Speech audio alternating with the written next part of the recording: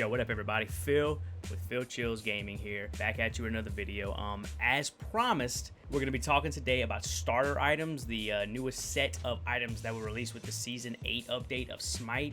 We're going to kind of go through each set of items. We're going to talk about their utilities, how to use them, how to view them, how to think about them. We're going to go through each of the passives, what type of guys to use them on, what type of situations to use them on, and how they're going to benefit you. So stick around and hopefully you learn something. Alright y'all, let's break it down. Season 8 has added a whopping 16 new starter items. Each role has been given 3 new ones, and then there's a utility one that's just like a one-off. We'll kind of touch on that later. On top of that, each of these items can be upgraded into 2 different, more powerful and unique items. We're going to start here with the carry items, okay? Alright, first is Death's Toll, the starter, the standard carry item. This one evolves into 2 different items. Death's Embrace will kind of double up on the effect, or Death's Temper, which kind of gives you additional basic attack damage. The next item is Gilded Arrow, which is a farming item. This one upgrades into the Diamond Arrow and the Ornate Arrow. And lastly is the Leather Cowl. This is a utility item. It evolves into either the Hunter's Cowl or the Leader's Cowl. Each of them kind of have their own unique effect depending on how you play. In fact, let's check it out now. We'll get in game. We'll see what we can do with it. Okay, I think the first thing that needs to be said here is that these items were created with long form games in mind, specifically Conquest. They're not going to be applicable in every game mode. Let's start with the standard carry item, Death's Toll. What Death Toll does is by hitting your basic attack, you restore a percentage of health and mana, specifically 2 health plus 0.75% of your maximum health, and then 1 mana plus 1.5% of your maximum mana. That being said, notice it's a percentage of your health. This is not lifesteal here. This is meant to be a sustain for you and your team. This is meant to keep you in the lane longer. So let's check it out. Notice as I attack, I'm receiving some health back. Normally, I would either have to burn potions here or I'd have to actually back. The idea of this item is I can sit here and poke lane minions constantly and just bring my health back up to par without sacrificing late game power. So suddenly my sustain in the lane becomes considerably better. Carriers will be able to use this item to stay in lane essentially indefinitely because it's always going to be viable with a percentage of your health. No matter how high you get and no matter what level, you're constantly going to be replenishing the same amount and the same percentage of your actual health. Like I said, the beginning version of these items are made for the lane. They're made for these long forms where you don't have the ability to back very often. However, at level 20, you're able to evolve this item into either Death's Embrace or Death's Temper. These items are a little different and they're made for in-game. Death's Embrace is 65 physical, 110 magical, so depending whether you're a magical or a physical ADC, it restores 3% of your health and mana per attack. So you can use that to stack on top of lifesteal, or you can just take the physical power and use it in replacement for lifesteal. What I've done here to illustrate my point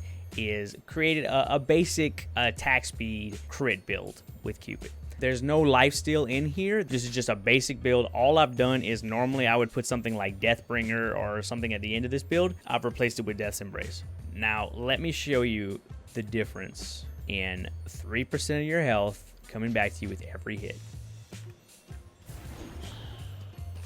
I mean, your health just climbs. Now, here's the best part. It doesn't matter what you hit as long as you hit something with your basic attack. So with absolutely no lifesteal in my build, I'm still able to restore health off of anything. It gives me a lot of late game sustainability here. So let's change that build. Let's take out Transcendence and add 1 lifesteal item, which is Devourer's Gauntlet.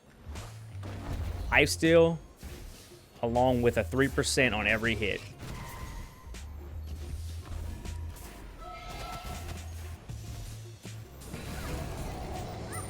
Try the same thing, but on a god. And the best part about this item is it circumvents the new healing rules that's come along with this season. As we've talked in previous videos, now there is something called brawling and not brawling. Your healing is reduced whenever you haven't actually damaged or CC'd a god in 4 seconds. 187 as opposed to 131. So you're taking a significant drop in heals. This item circumvents that and just gives you a percentage, so it does not matter whether you're brawling or not. The Death's Temper, the 50 physical, 75 magical, and 30% attack speed. This is for your big team fights, all right? When anything dies in the area of you, you receive a 3.5% basic attack increase, okay? This can stack up to 10 times, meaning if you're in a lane and the minions kill the minions around you, or your teammate kills the minions around you, as you can see right here, I'm starting to build stacks, okay? The downside with this is it doesn't look like you can be the one to deliver the last blow for the minions in order to receive that. Your Death's Embrace, gonna be a fantastic pairing with a lifesteal build. And finally, Death's Temper seems like it would be viable in any situation. This is gonna give you a fantastic burst of power regardless of where you wanna fit it in your build. All right, next let's take a look at the Gilded Arrow. This is a farming carry item. What this is going to do is give you a 15 basic attack damage buff, 50 health, 7 MP5. Passive on it is every 10 seconds, the highest health enemy nearby, whether it's a minion or it's a jungle monster, is going to be marked. If you secure the last hit, you'll receive 10 extra gold, 20% attack speed, and 20 mana. All right, let's talk about the level 20 version of these items. You have the Diamond Arrow, which gives you plus 80 basic attack damage. When you kill an enemy, you gain 10 gold and 20% attack speed for 8 seconds. And stack up to 3 times. If you kill an enemy god, you instantly get the 3 stacks. Meaning if you're in a lane fight, at level 20, you can wipe any wave. Will automatically give you an increase in attack speed and a big burst of gold. One strategy that might be nice to run with this particular item is you start off with your Gilded Arrow, you get on top with items rather than XP. Then when you upgrade to Diamond item, you can stack gold until you secure enough to buy your 6th and 7th item. The other option to go with this tree is the Ornate Arrow. This is going to give you a plus 60 basic attack. All sources of gold are increased by 20%. Everything is going to jump up by 20%, okay?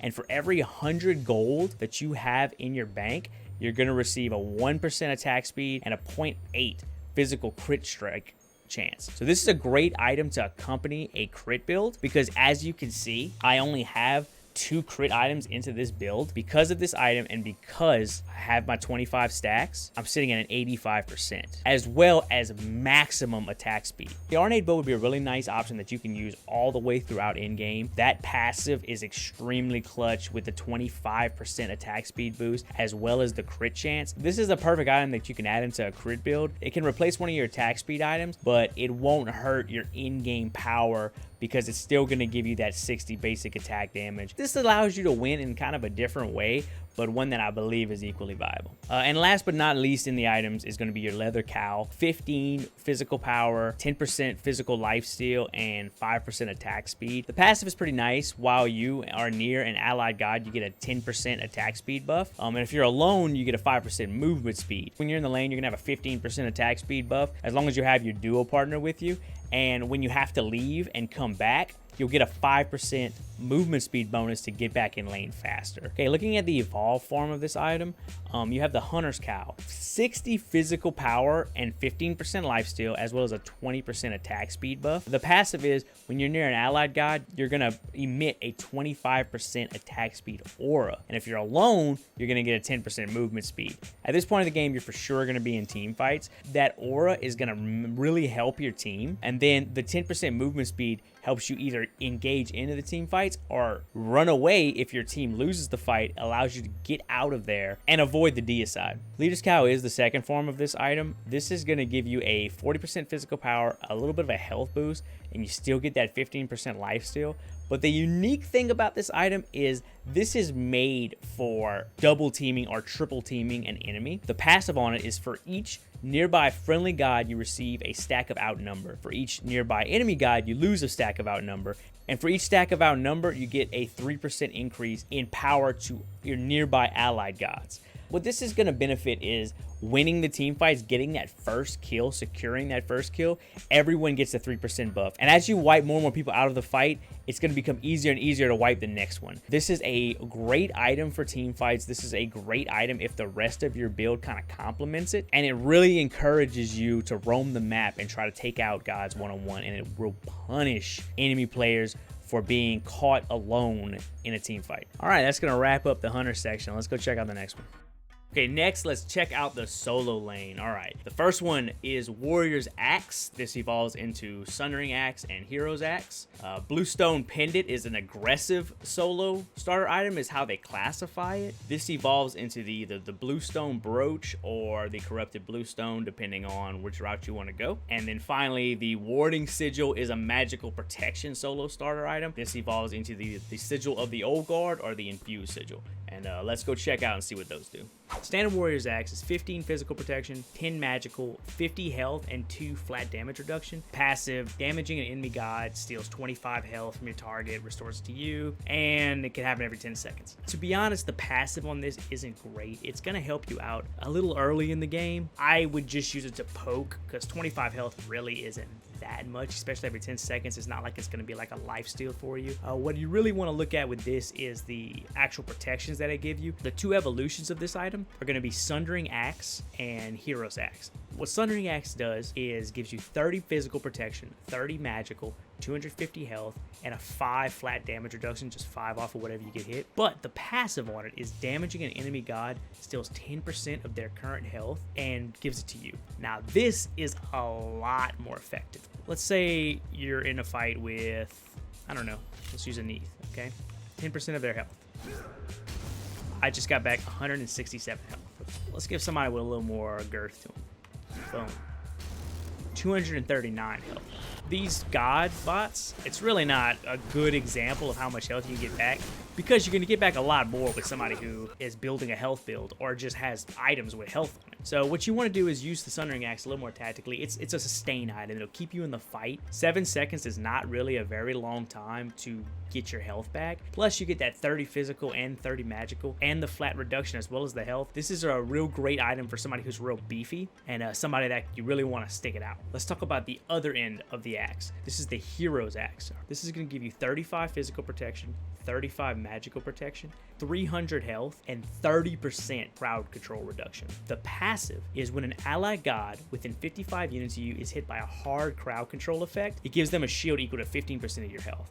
You use this whenever you're against a really heavy CC team. If you have a nice health build going on with your god, or even if you don't, to be honest, this is going to give your team a little more sustain, and this is going to really help out your DPS to try to stay in the fight a lot longer. This doesn't give you any massive power bumps, so you have to compensate both of these items earlier in your build to make sure you have the power. But if you use these correctly and you know what they're doing, you can really get a massive power bump. Next item we're going to look at is the aggressive solo starter item. This is the Bluestone Pendant, right? This has a little interesting effect to it. 10 physical power, so a little bit of a power bump, 20 HP 5, and 10 MP 5 is added onto this item, right? The passive, enemies hit with your damaging abilities take an additional 25 physical damage over 2 seconds. This is great for any god that is going to be using his abilities, ability dumping a lot. What I personally love about this item is the HP 5 and the MP 5 build. You can use your abilities, poke the enemy player, get a little bit of extra damage, keep them down, keep them low, and then if you sit back in your tower or you just stay away from the god, the HP 5 and the MP 5 is going to help restore your lost mana and your lost health. Okay, now we're going to talk about the evolution of the pendant.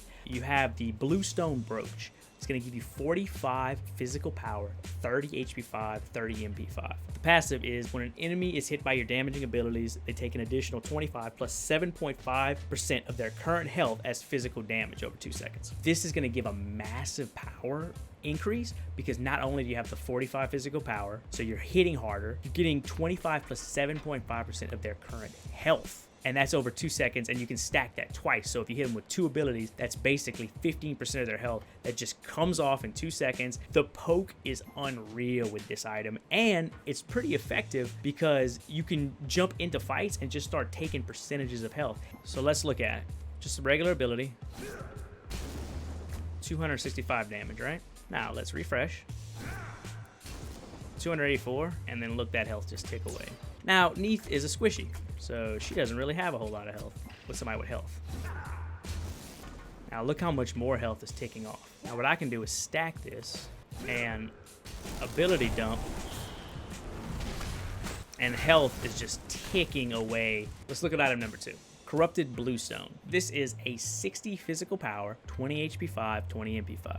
Passive. Enemies hit by your damaging ability take an additional 75 physical damage over 5 seconds and have their attack speed reduced by 10%, max 2 stacks, so you can get a 20% attack speed reduction as well as 150 just damage on top. For every enemy corrupted, you gain 15% attack speed up to a maximum of 5 enemies. You can use this for guys that do a lot of area damage that can hit a whole bunch of things at one time. It's nice as a one-on-one because you're increasing your attack speed while you're lowering theirs. But if you could really get in there, hit 3 or 4 guys at one time, your attack speed is going to get even crazier, allowing you to do even more damage. And you're lowering all the other guys' attack speed around you. All right, let's show you what I mean. This is my normal attack speed right now with Shock. Now let's attack one guy. Okay, I have a slight attack speed buff. Now watch this. Look at the attack speed here. And you can keep stacking it, and you can see they're all getting tick damage. And I am just getting faster and faster because you can stack it up to 5 times. So this is max stack right here. This is a great tool for that just chaos. If you're going to use this item, you want to build those stacks. So you want to jump into the fight. You want to hit as many people as possible. So make sure when you're using this in your build that you're thinking tactically like that, and you know I need to have a lower cooldown and I need to be able to ability dump as much as possible. It's a great tool for team fights, so make sure you use it correctly. Let's talk about the last item in the solo lane. This is the Warding Sigil, and this has a very clear message to it. This is the item that you purchase if the opposite player to you is using a mage. You're gonna get 15 magical protection, 100 health, and the passive is pretty nice. When you're hit by an ability, you gain a stack of dampening, decreasing damage taken by 5 for 5 seconds. This occurs once per ability cast, can stack twice.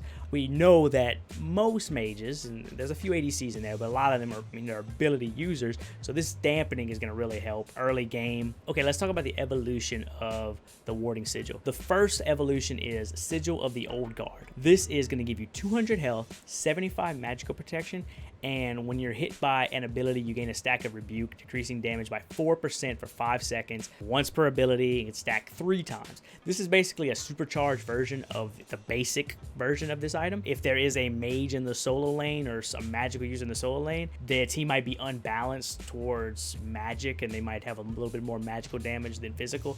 This might give you a little bit of an edge in those later fights. The great thing about this item is you're going to get the magical protection, but the Rebuke does not care whether it's physical or magical that's hitting you. It only cares about that it's ability. So basically, as long as you're hit 3 times by an ability, then you're going to get 12% decreased damage pretty much constantly. Again, a lot of these items are made for team fights. This is going to be great to give you that little extra sustain in the team fight, as well as that extra sustain if, like I said, if the team is magical heavy, because you get the magical protection, you get the health, and you get an extra 12% reduction on top of it because you know they're going to be ability dumping on you. Okay, so Infused Sigil. It's going to give you 350 health, 25 magical protection, 25 physical protection. The passive on it is when you're hit by an ability, the Infused Sigil gains a stack. This can occur only once per ability cast. At 5 stacks, it explodes, dealing 400 magical damage to enemies within 30 units of you. This is kind of a cherry on top type of item. If you're a very tanky warrior and you want to do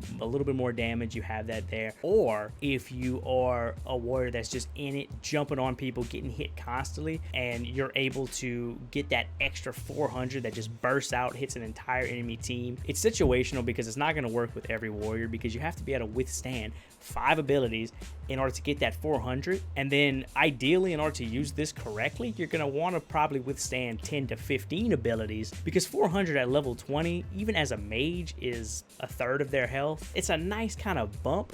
But if you really want it to be effective, you're going to want to use this over and over again in a fight. All right, to kind of illustrate my point, I'm going to show you about how much damage it does to a Raw that basically doesn't have any items.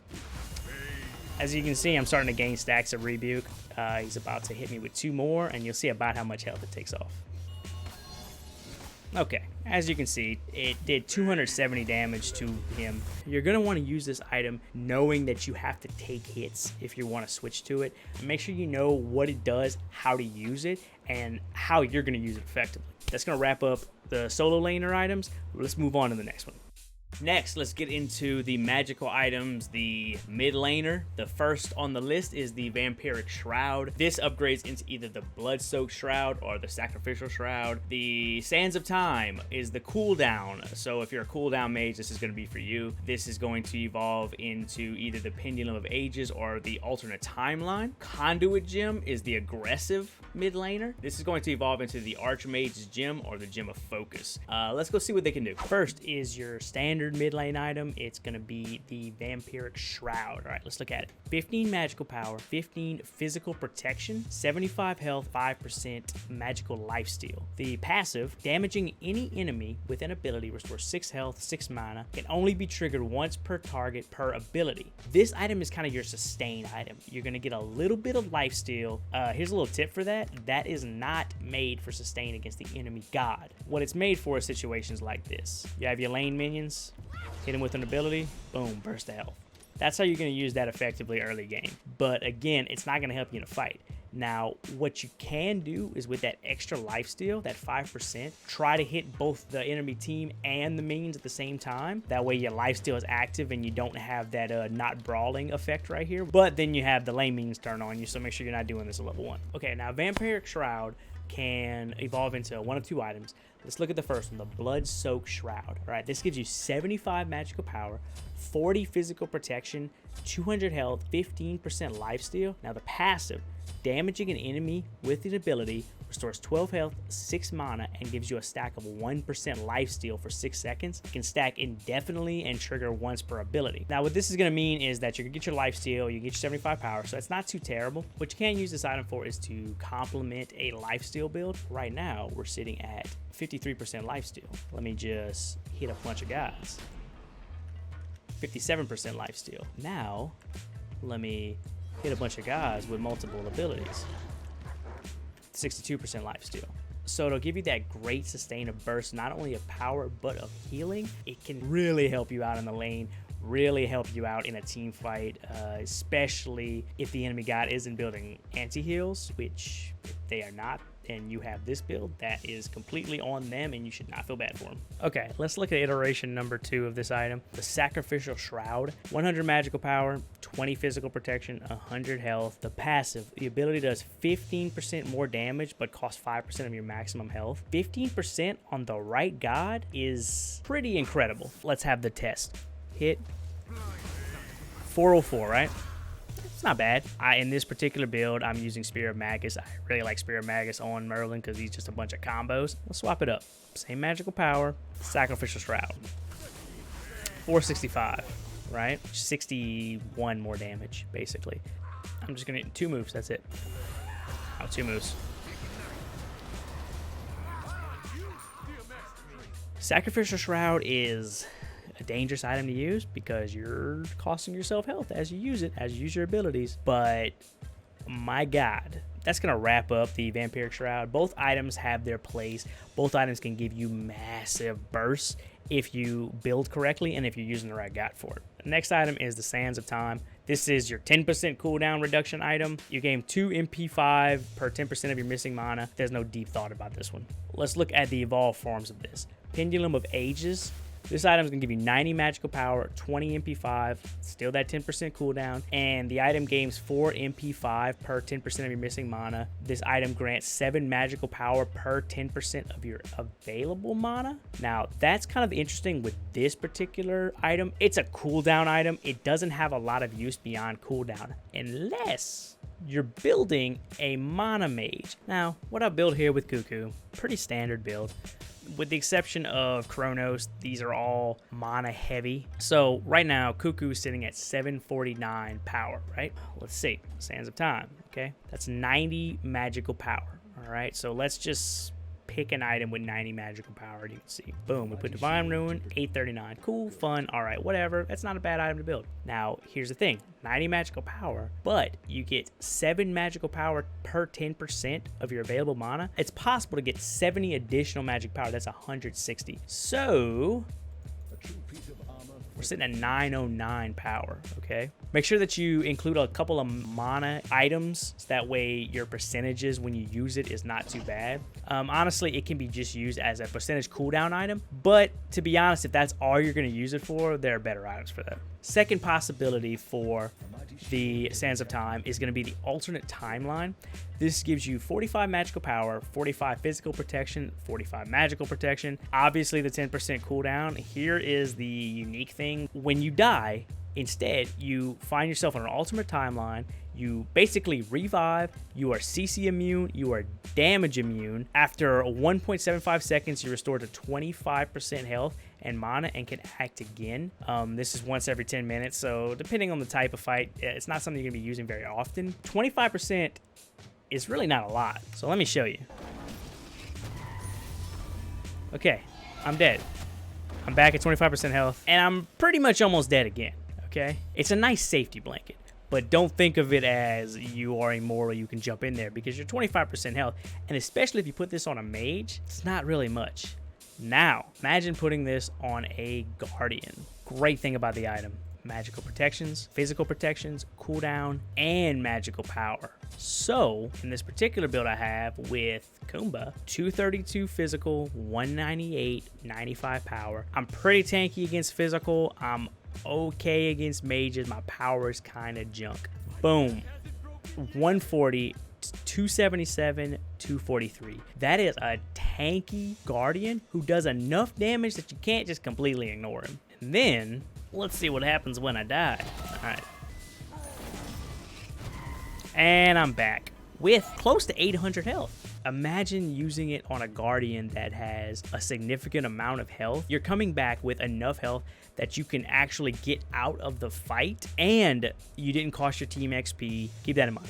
Okay, last but not least in the mid laner is going to be the Conduit Gem. The passive is every second you gain a stack of arcane energy, causing your next damaging attack to deal an additional 2 true damage, and it removes all the stacks you accumulated. It stacks up to 20 times. Essentially, you get a 40 true damage hit on your first ability that you cast, as long as you let it stack for 20 seconds before you do it. This is going to work pretty well early game for a nice burst damage. This is going to help you kind of clear the lane and give you that 40 extra power. It works pretty well too, because normally at the beginning of the game you don't really have any cooldown anyway, so 20 seconds is quite possibly how long you're going to take to be using this ability. The first iteration of the Conduit is the Archmage's Gem. 100 magical power, 25 MP5. The passive: every 1 second you gain a stack of Demise, causing your next damaging ability to deal an additional 2.5% of your magical power in damage. First, let's show you kind of the damage that it's going to be doing. This is the control item I'm using, Chronos Pendant. It's 100 magical power. I just want to make sure my magical power is equal. 423. Not bad. Let's swap this out. I have the same magical power, but if I wait and let my stacks build up, remember, 423 plus 248. That's significant. This is going to work very, very well for gods that maybe have one burst attack. For the right ability, this could be devastating. Let's look at the other end of the spectrum, is the Gem of Focus. Okay, Gem of Focus is going to constantly switch abilities. So what it's going to give you is 90 magical power, 150 health, 15 MP5, and every time you cast an ability that costs mana, you gain a stack of focus for 10 seconds. That's 3% movement speed, 3% damage increase, and 2% damage taken reduction. So this is for that kind of that god that wants to get in it, got to mix it up, and can drop a lot of abilities at one time, like my boy here. Let's just kind of show you what I'm doing. There's my movement speed, there's my damage. I'm taking, 52 damage a hit? Okay, let's see what happens if I do a little bit of Merlin things.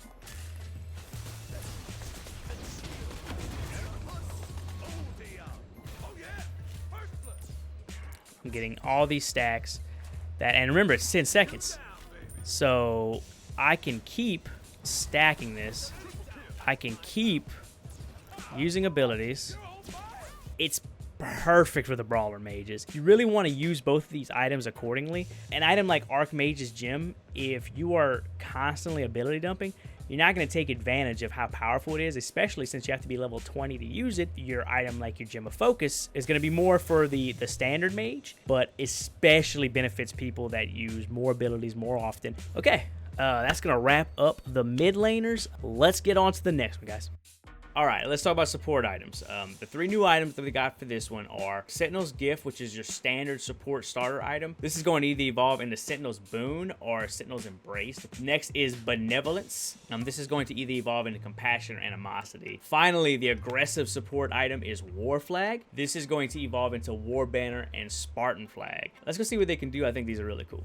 We're going to get into the first one. The first item is called Sentinel's Gift, okay? You're going to get 7 physical protection, 7 magical protection, 75 health, 7 MP5, and getting an assist from an enemy minion or jungle monster dying gives you 7 bonus gold and restores 12 health and 8 mana. So it only works if you're just near another god. This is going to do is allow you to poke, fight, and then back up and fight those enemy minions and bring your health back up because, you know, you're going to get a few lanes of minions and you can get back in that fight. Now, Sentinel's Gift is going to evolve into one of 2 items. The first being Sentinel's Boon. 45 physical protection, 45 magical protection, 300 health, 20 MP5. However, this is like a super version of that other item. You get 15 bonus gold and you restore 3% of your health every time. As a guardian or as a support, you get to unlock this item at level 17. Let me just show you how effective it can be. 3% health is your guardian's own version of lifesteal. It's 3% health, and imagine at level 17 you have a pretty significant amount of health. Watch what happens if you run through just a lane of minions at, you know,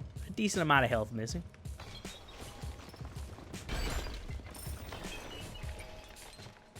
That was a pretty nice chunk of health coming back to you. If you use this in the right situations and be aware that you have to stack from deaths, it does not matter what type of deaths. Think of those team fights where you're in the lane, there's minions dying around you, there are gods dying around you, and you're able to sustain yourself with just that. Second option that you have is called Sentinel's Embrace, okay? This base stats is 20 physical protection, 20 magical protection, and 200 health, 20 MP5. The passive will evenly split 120 physical and magical protection among all allied gods around you, and if you're alone, you gain 60. So essentially it's 80-80. So right now I'm sitting at 229 physical, 273 magical. I pop this on, 309, 325.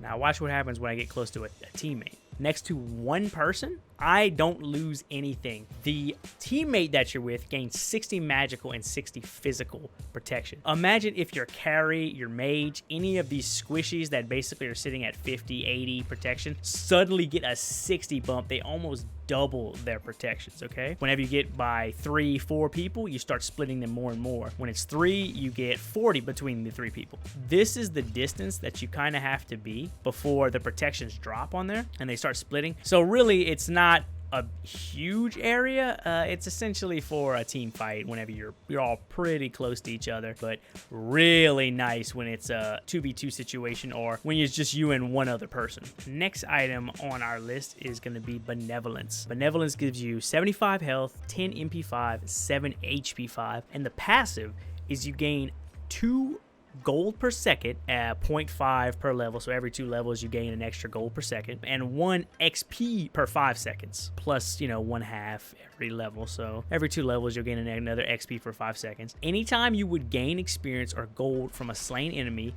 you only gain 90% of it, and your ally is rewarded with the lost 10% if you're there. You're gonna see a gain in passive gold and passive XP right from jump. You'll still get your basic XP and whatnot, your basic gold from assist, but as you can see at level 1, I'm starting to slowly build XP, and as you can see, I'm gaining a little bit more gold per second. Now I bump that up a few levels because you're not going to be at level 1 very long. Let's bump me up to 8, right? I'm at 8, and look how much faster I'm gaining gold than before. On top of that, I'm gaining a passive amount of XP, which honestly isn't fantastic, but here's where the benefit really comes in. Your carry gets on top faster. They'll be benefiting from extra gold, extra XP, so it allows them to get on top sooner. This is going to benefit you because even if you are on the defensive, both you and your carry are receiving extra gold, extra XP, and allows you not to fall so far behind. All right, let's talk about the evolution of Benevolence. The first is Compassion. You're going to gain 300 health, 30 HP 5, 15 MP 5. Passive on this item is damage taken by nearby allies is reduced by 15% up to a maximum of 100 damage. The reduced damage is redirected to you as magical damage. If you would die from this, then the damage does not get redirected or reduced. What that means is every time an ally would have taken damage, assuming it's up to 100, they're going to get a 15% reduction off of that. So anything up to around 66, 67, they'll get a 15% reduction. So that's basically 15% damage mitigation on top of anything else that they're already doing to reduce damage. This item is going to help your allies, especially in the big team fight. However, keep in mind that it's magical damage. So with that in mind, you're going to want to make sure that your magical defense is somewhat up to par. I would recommend somewhere around 200. 200 is going to take that 100 damage and drop it down by 66%, put it around 33 damage, and most times you can take that for a little while. Most Guardians, especially if you go a pretty strong build, you'll be able to handle that. The second form of this item is Animosity. 400 health, 20 HP 5, 20 MP 5. The passive of this item is your basic attack deals bonus damage equal to 4% of your maximum health, and it's doubled against structures. This would pair, in my opinion, so well with a health HP 5 build. Let's just see what his normal attack does with this build that I have on. 59 damage. Well, let's add Animosity to it. I am doing 59 plus 99 damage per swing.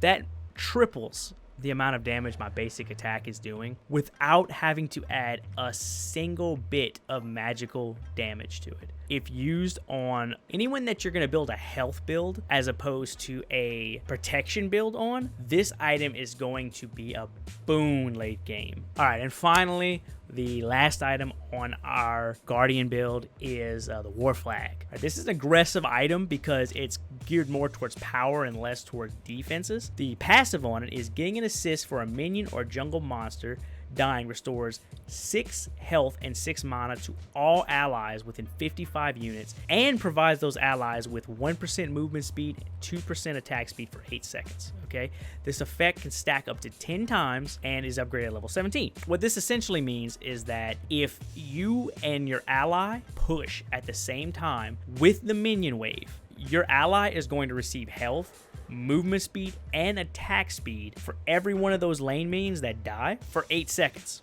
Okay, if you're gonna get War Flag, make sure you're capitalizing on this by playing aggressive and attacking with your minion wave. Otherwise, you're not gonna be receiving most of these benefits. All right, one option that you can evolve the War Flag into is the War Banner. War Banner is gonna give you 30 physical power, 60 magical power, 300 health, 15 MP5, and getting an assist for a minion or jungle monster restores 1% health and 1% mana to all allies within 55 units and provides 2% movement speed and 4% attack speed. Exact same concept that we talked about with the War Flag. This is going to be something that will really help you if you push with a minion wave. All right, and finally, the second evolution to this item is the Spartan Flag. Spartan Flag will give you 40 physical power, 65 magical, 300 health, 15 MP5, and when you damage an enemy god, you drop a Spartan Flag at your location, providing a 10% increase in power to allies standing in the radius. It's essentially a constant Bologna ult. When you drop it on the ground, all allies around you are going to be juiced 10% of whatever power they were at before. So imagine a situation where you have a 800 power Cuckoo and you just gave him a 10% boost on top of anything else he's already doing. One thing I do want to point out with both of these items is they both have physical and magical powers, meaning they can be taken by a warrior or a guardian. If you and your your teammates plan this out, you could be receiving both benefits at the same time. Imagine receiving a 40% attack speed boost, 20% movement speed boost. You're receiving 10% of your health replenished in a mid-fight by also receiving a 10% power boost all at the same time every team fight. I'm going to throw this extra in here because this technically isn't a support item, but really it's kind of a support item. It's the Tainted Steel. Tainted Steel is one of the few items that can be used by any god in the game. It is essentially your anti-heal starter item. The base form of it is 10 physical power, 15 magical power, 15 physical protection, 15 magical protection, and enemy gods that you have hit have their healing reduced by 20% for 6 seconds. The evolved form is kind of interesting. The Tainted Breastplate is 40 physical power or 60 magical, 70 physical protection, and 30 magical protection. Enemies receive a reduction of 50% of their healing for 8 seconds. The only issue is that you have to wait till level 20 to upgrade it, so usually if you haven't bought lifesteal by then, you're kind of in trouble. But if you can replace your lifesteal item with this in a late build, it's pretty useful. All right, the second evolution of this item is going to be really nice if you're playing against a very heal heavy team or a lifesteal heavy team. It's called the Tainted Amulet. All right, you're sitting at 30 physical power or 50 magical, 30 physical protection or 80 magical protection. The passive, enemy gods that you have hit have their healing reduced by 20% for 6 seconds. You are healed for 100% of the healing reduction. So imagine if you're attacking the god that is being pocketed by an Aphrodite. You're receiving 20% of whatever healing they were receiving mid-fight. Imagine if you are attacking an Anubis, and Anubis tries to throw his circle on the ground to heal. Yes, he's getting heals, so are you. This particular item wouldn't be a very good counter for a DPS role. It would be much more effective with somebody that's already extremely tanky, maybe a warrior that can withstand that extra power and you know that they can't overcome you, or if you're doing maybe a guardian. The protections are really nice. You'll be receiving that little extra boost of health, so that'd be pretty good. If you're going to use this item in a DPS role, I would recommend the first iteration of this item, the Tainted Breastplate, just because you're going to get a decent amount of magical power slash physical power. The protections are great, and it's half damage reduction or half healing reduction, so that alone really could help you win the fight. That's going to wrap up our support items. Let's get on to the next.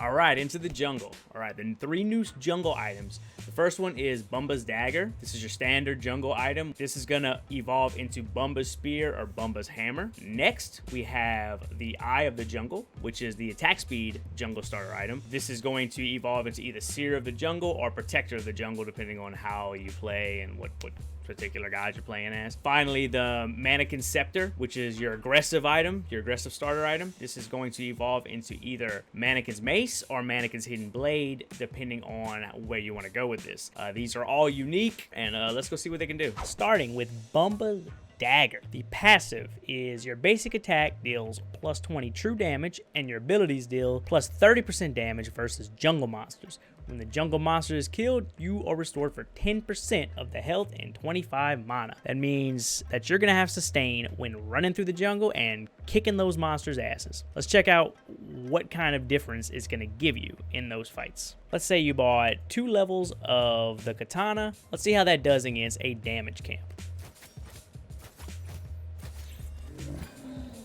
Sitting at about 120 health. Let's see what happens if all we do is buy Bumba's Dagger. Now, I don't get any additional power. All I get is the effects, which is the 20 true damage and the 30% damage increase of my abilities. Look at the burst of health that I'm receiving per jungle mob. 365-ish health from that monster at level 1. This is going to allow you to stay in the jungle longer. This is going to keep your health higher and allow you to be there to get that gank when you need it. Let's look at the 2 iterations of Bumba's Dagger. One is Bumba's Spear. 60 physical power, 90 magical power, 200 health, 200 mana. Your basic attack deals 50 true damage, and your abilities deal plus 50 damage against jungle camps. When any of these die, you're healed 10% of their health, 10% of your mana, and are given 100 gold. What you're going to use this for is to heal up as you run through the jungle late in game, so that maybe if you have to disengage combat, you could hurry up, gain some quick health, get back in the fight. then let's say we run to the next one. It's not a massive amount of healing. Let me say that. It's not enough by itself to sustain you without, you know, a lifesteal or something else thrown into the mix. Now, the second form of Bumba's dagger is Bumba's hammer. Bumba's hammer gives you 300 health, 200 mana, 10% penetration, 20% cooldown reduction. After casting this ability, your next basic attack deals an additional 80 true damage. After hitting a basic attack empowered by Bumba's hammer, your active cooldowns are reduced by 1 second. The great thing about this item is, unlike the spear, it's going to give you pin, cooldown, and every time you cast an ability, if you hit him with a physical attack, you heal 5% of your maximum mana. So remember, you have to hit a physical attack after every ability. Let's see. I jump on her. She hits me. Hit her back. Heals. I hit her. She hits me. Boom. Healed. Hit. Healed. So once again, keep in mind how you have to play with each of these items and how your build is going to evolve if you know that this is where you're going to go from Bumba's dagger. Next item is Eye of the Jungle. You're going to receive 10 physical power, 20 magical, 15 HP 5, 15% attack speed. You deal 30% damage to jungle monsters, and upon defeating a large jungle monster, you place a ward its location for 30 seconds. It has a ward there now. It would be useful for tracking if the enemy jungler is trying to steal your camps. The other nice thing is it's an automatic ward that's placed. So if the enemy jungler is going to perhaps attempt a gank on your team, you're kind of helping them out. You're giving them that support. Eye of the Jungle can evolve into either Seer of the Jungle or Protector of the Jungle. Seer, 60 physical power, 90 magical, 25 physical protection, 15% attack speed. You deal 30% increased damage to jungle monsters and jungle bosses. Upon defeating a large jungle monster or boss, you gain the ability to see wards for 10 seconds. So essentially, you get a decent power, you get decent attack speed, you get an increased damage to the jungle monsters, and you can see where the enemy is placing their wards. This is really a tactician's item, because if you know where the enemy is warding, you know where not to be, so you can get that gank in. The nice thing is, before every lane, there's a large jungle monster, so before you go in for that gank, when you drop that buff, you can see if the enemy team is warding or not. Next, Protector of the Jungle. 65 power, 100 magical power, 35 physical protection, 35% attack speed, and while in the jungle you gain 12% power and 12% protection. This is a great item for punishing people that go in your jungle. I don't know if there's anything that needs to be said about this item. It's pretty straightforward and it's pretty broken for anyone that's trying to cross between lanes and you catch them. Last but not least, the Mannequin Scepter. Enemies hit by your basic attack are burned, taking 16 physical damage over 2 seconds and have their attack speed reduced by 7%, meaning this is the ganking item. You are jumping on early game an enemy god. You're reducing their already low attack speed because no one has high attack speed at the beginning of the game, and you're burning them. So to test this out, we're going to be ganking the jungle's favorite target early in the game, the mid laner. My dude is on fire. He is taking damage. He is dead. He cannot attack me. He is barely swinging. It's going to take him 3 guys. Nope, not even 3. 3 of them before they got me low enough that I have to walk away. The ganker's dream. All right, let's look at the evolved version of the Scepter. The Mannequin Mace. 50 basic attack damage, so whatever you do, plus 50. 100 health, 30 physical protection, 8 damage reduction. The passive is enemies hit by your basic attack are burned, take 60 physical damage over 2 seconds, and have their attack speed slowed by 10%. Up to 4 times. So 240 physical damage. They're on fire and they're 40% slower. Ganker's Paradise, baby. Look how slow this Neath is attacking me. This Neath, who is the fastest attacker in the game, is shooting me like a level 5 Sobek. And as if the first one wasn't bad enough, let's look at the Mannequin Hidden Blade. 75 basic attack damage, 30 physical protection, 5 damage reduction. If you have not taken or dealt damage in the last 5 seconds and hit an enemy god, monster, boss, they immediately take 15% of their current health as physical damage and are slowed by 20%. So let's see. Pop. Look how big of a chunk that first health was. Let's see somebody who has more health. Look how much both of these items are just filthy for a jungler, especially for the aggressive jungler that just wants to run through and wreck enemy gods. If used correctly, all three of these give you a massive advantage in the jungle. As a jungler, they all have tactical usage, aggressive usages. You have to be aware of how they work and how you can get the most benefit out of them. Hope that helps.